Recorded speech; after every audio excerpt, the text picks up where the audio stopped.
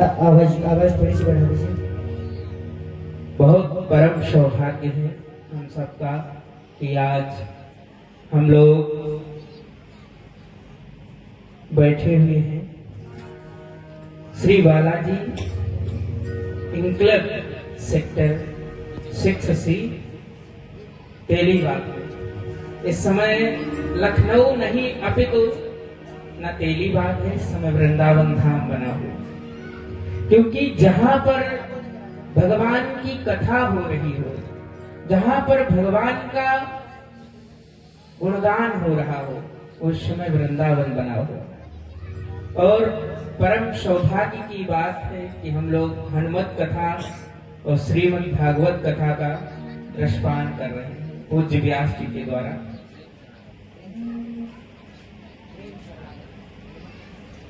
प्रेम शरणागत भाव भी हम सब लोग श्रवण कर रहे हैं। परम सौभाग्य यह है कि यह क्षण सबको नहीं प्राप्त होता है।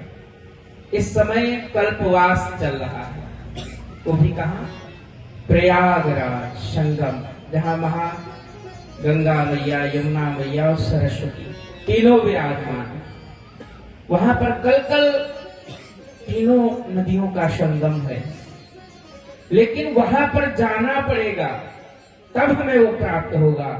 लेकिन यह भागवत रूपी गंगा, यह राम हनुमत रूपी कथा हमारे दर पर चलकर आई है और हम सबको इस संगम में अवगाहन करके, श्रवण करके अंतःकरण की शुद्धि को हमारे अंदर शुद्ध करती है और हमारे इस वृंदावन धाम में आई हुई है।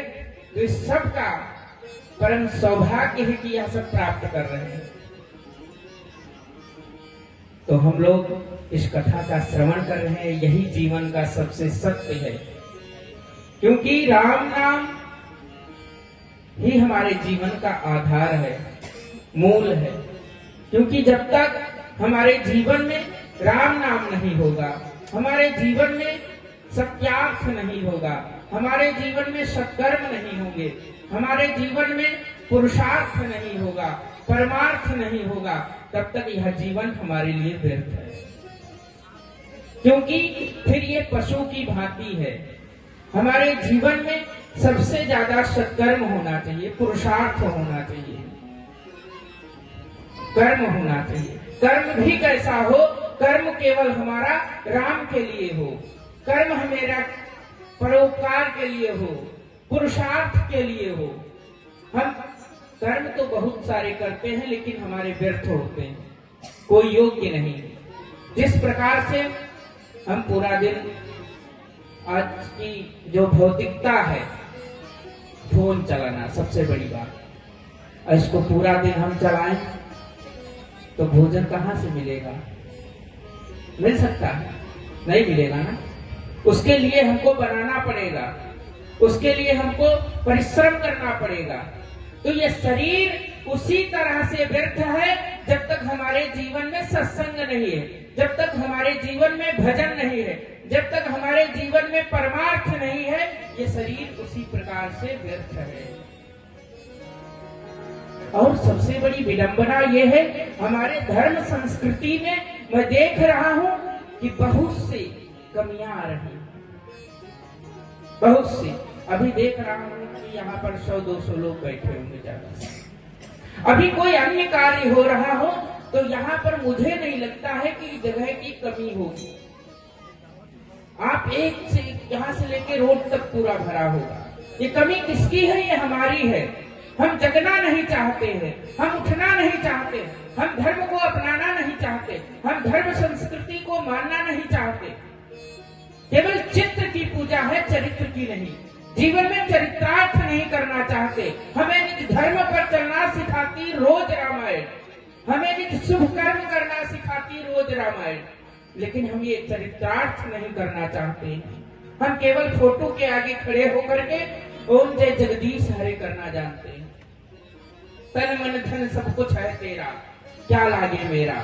और मंदिर में जाकर 50 बार देखते हैं चप्पल मेरी कहाँ गई है?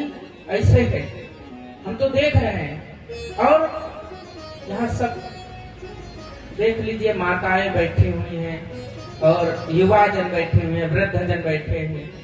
हमको कोई बच्चे नहीं दिख रहे हैं। क्यों? बच्चों को कोई लोग लाना नहीं चाहते या बताना नहीं चाहते। एक बच्चे से नहीं, अनेकों बच्चों से राष्ट्र है। यह धर्म तभी सुरक्षित है जब हमारे बच्चों के अंदर संस्कार और संस्कृति होगी। अब वो कहां से आएगी? वो कहां से आएगी आप लोग बता सकते हैं? वो कोई कॉन्वेंट स्कूल या इंटर कॉलेज या विश्वविद्यालय से आ सकती है? हमको तो नहीं लगता, क्योंकि मैं अभी रास्ते से आ रहा था, आपको विचित्र बात मुझे दिखी। एक बिटिया थी, वो बहुत जोर सिगरेट पी रही थी। बताओ, ये संस्कार है, ये धर्म है, ये क्या सिखाता है? केवल इनमें अशिक्षा आ रही, अशिक्षिता का संस्कार फैला केवल एक कॉन्वेंट स्कूलों से। हम अपने बच्चों को धर्म सिखाना नहीं चाहते, हम अपने बच्चों को धर्म की जगह ले जाना नहीं चाहते, हम उन गुरुओं के पास जाना नहीं चाहते, हम उन संतों के पास जाना नहीं चाहते, हम भागवत में अपने बच्चों को ले जाना नहीं चाहते। तो संस्कार कहां से आएंगे? संस्कृति कहां से आएगी? आपकी सेवा ही नहीं होगी। जब तक उनके अंदर संस्कार नहीं होंगे, संस्कृति नहीं होगी, तब तक हमारे बच्चे हमारी सेवा नहीं कर सकते हैं। हमारी सेवा तभी हो सकती है जब हमारे बच्चों के अंदर संस्कार होंगे। आप कोई बता दे, वैदिक शिक्षा ग्रहण करने वाले की मां वृद्धाश्रम गई हो, वैदिक जो कर्म पढ़ते हैं, जो भागवत पढ़ते हैं, उनकी माँ या बाप कहीं वृद्धाश्रम में गए हैं? नहीं गए होंगे। उन्हीं के गए हुए होंगे जो कॉन्वेंट स्कूलों में पढ़ते हैं, क्योंकि हमारे अंदर ऐसी संस्कृति, ऐसे संस्कार बताए ही नहीं जाते। आज देख रहा हूं, माँ से ज्यादा कोई पीड़ा सहता है, माँ से ज्यादा कोई संघर्ष करता है, कोई नहीं करता। लेकिन आज माँ दर दर भटक रही है। वो क्यों भटक रही है? क्योंकि हमारे बच्चों में संस्कार नहीं है, हमारे बच्चों में संस्कृति नहीं है। हम बताना नहीं चाहते हैं, हम उन तक जाना नहीं चाहते हैं। अरे आप उनको समय दीजिए। वो फोन चला रहे, माँ भी अलग फोन चला रही, पिता भी अलग फोन चला रहे। नहीं, उस समय फोन को बंद किया जाए, उस समय आप पास में बैठे, उनको कुछ बताएं, उनको कुछ सिखाएं, क्योंकि यह हमारा धर्म है, ये हमारी संस्कृति, हमारी विरासत है। बच्चे कल देश और भ्रष्ट राष्ट्र के भविष्य है, क्योंकि इन्हीं के द्वारा धर्म हमारा रक्षित रह सकता है, तभी स्थापना हो सकती है, तभी धर्म का उत्थान हो सकता है, क्योंकि सनातन हमारा तभी बच सकता है, क्योंकि सब आपसे ही है।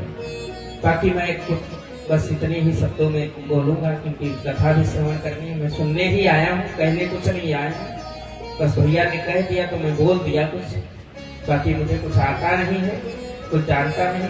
लेकिन जरूर मैं ये कहूंगा, यहाँ से सभी को संकल्प लेना चाहिए कि हमारे बच्चे संस्कृति और संस्कार में ही पले। ये हमारा दायित्व है, किसी और का नहीं। ये हमें पाठ पढ़ाना पड़ेगा, क्योंकि माँ हमारी निर्माता होती है। बच्चों को निर्माण करने के लिए केवल माँ ही काफी है, माँ से बड़ा